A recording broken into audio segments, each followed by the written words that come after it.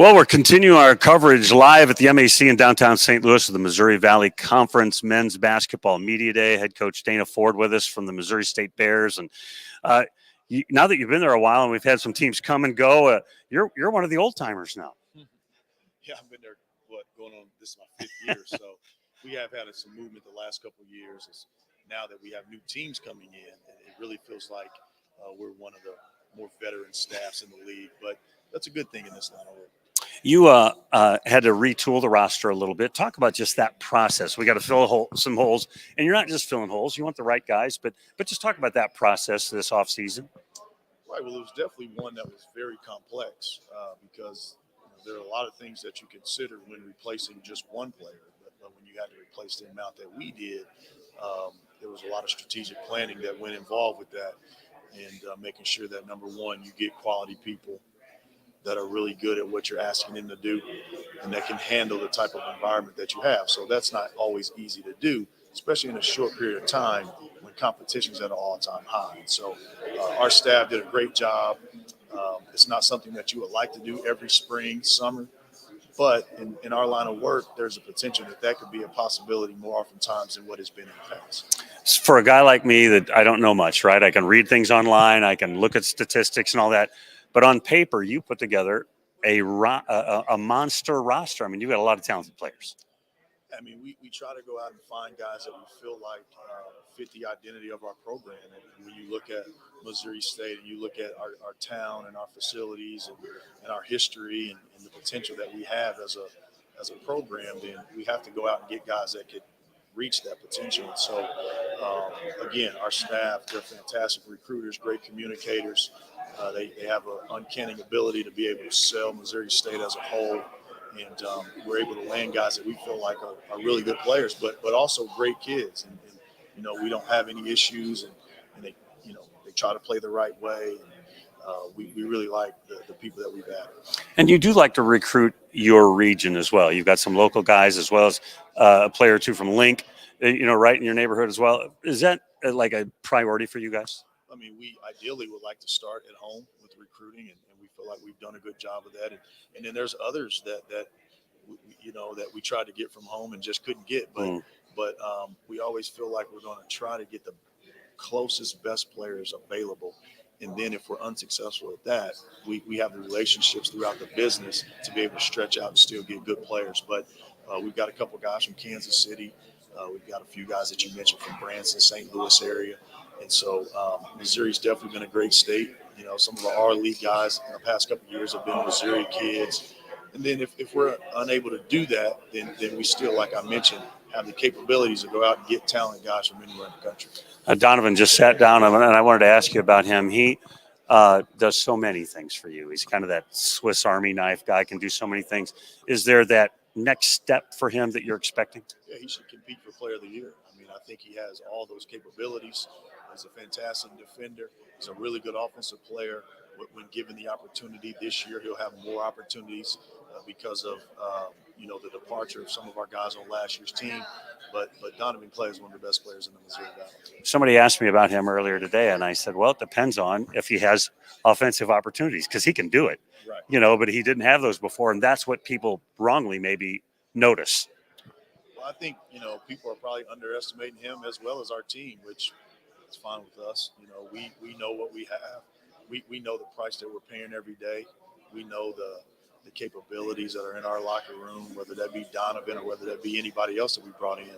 But we're not overly concerned with the thoughts or opinions of others. You are a guy that is demanding at one level and unbelievably relational at the other. Those are weird balances to keep, aren't they?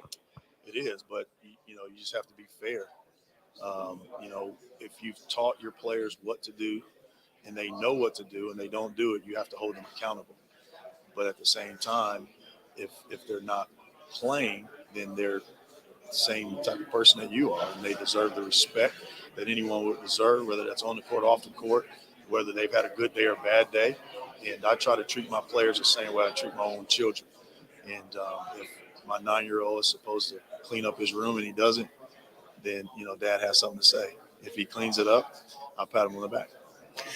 When you guys look at your schedule, what do you like about your schedule?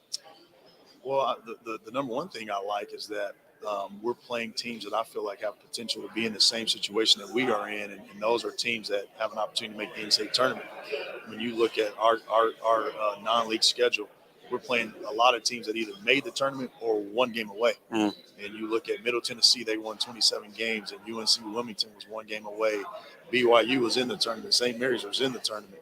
Vermont, potentially a second-round game in our MTE in the tournament. So those are the type of teams that we want to go up against as opposed to teams that I feel like don't have a chance to make the NCAA tournament, no matter what level they are, whether it be the Power 5 level or the non-Power 5 level. So we've gone out and tried to go up against some of the teams that I feel like prepare us for what we're going to see in the Missouri Valley Conference.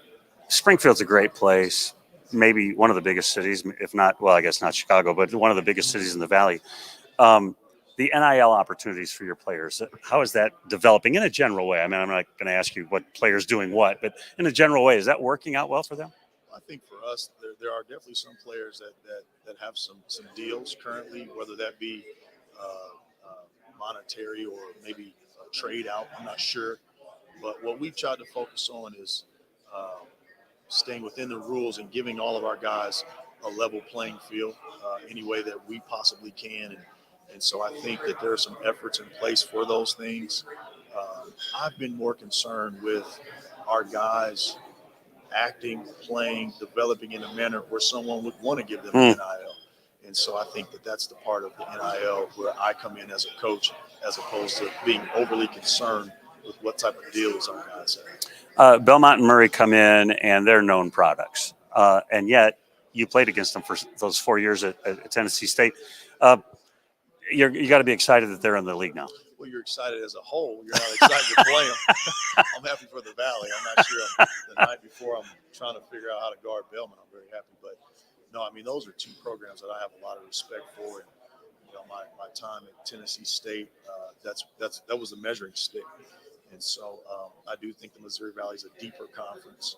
But I anticipate those two teams to be right in the thick of it. And the expectations that they have, the history that they have, that's not just because of who they're playing against. It's more to do with their level of commitment to men's basketball.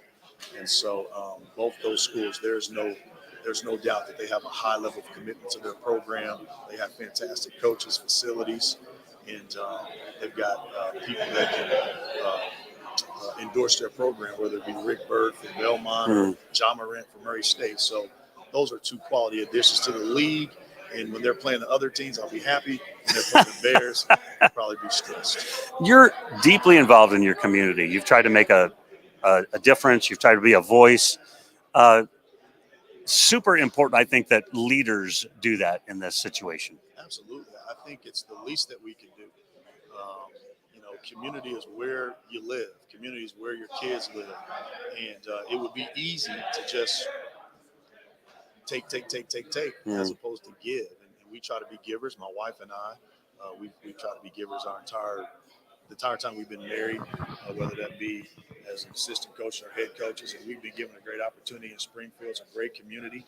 And it's very important to us that we give back to our community in a lot of different ways. And it's definitely not something that we take lighted. We actually give literally out of our own pockets for our community. Appreciate your time. That's head coach Dana Ford of the Missouri State Bears. We'll be back with more coaches later on right here on the Valley Hoops Insider Podcast.